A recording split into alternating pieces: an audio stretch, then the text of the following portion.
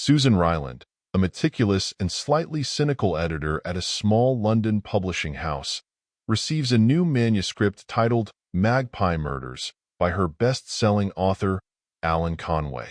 Alan is known for his popular detective series featuring the brilliant yet eccentric detective Atticus Pünd. Susan eagerly dives into the manuscript, excited to see what new mystery awaits Pünd.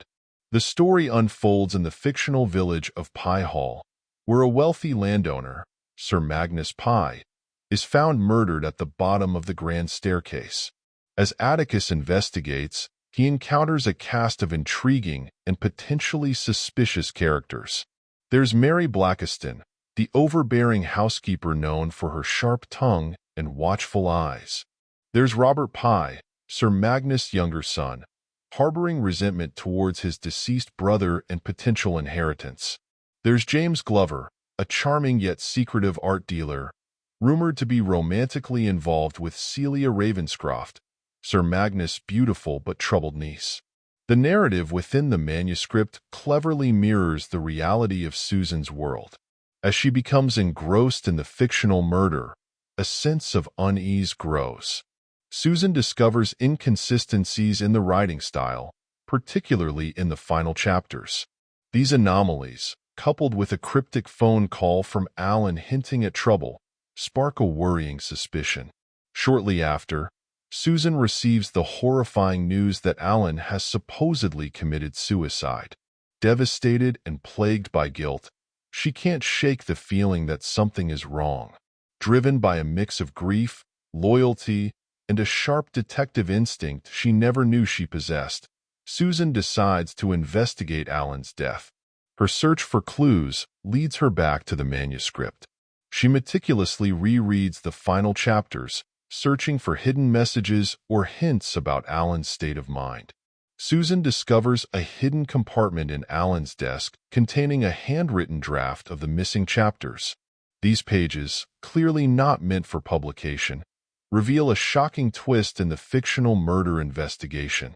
As Susan delves deeper, she uncovers a disturbing connection between the fictional world of Magpie Murders and Alan's real life. Certain characters in the book bear an uncanny resemblance to people in Alan's personal circle. Could the fictional murder be a veiled cry for help, a way for Alan to expose a real-life crime? Susan seeks help from Jemima, Alan's literary agent, and Atticus Pünd himself, the character come to life.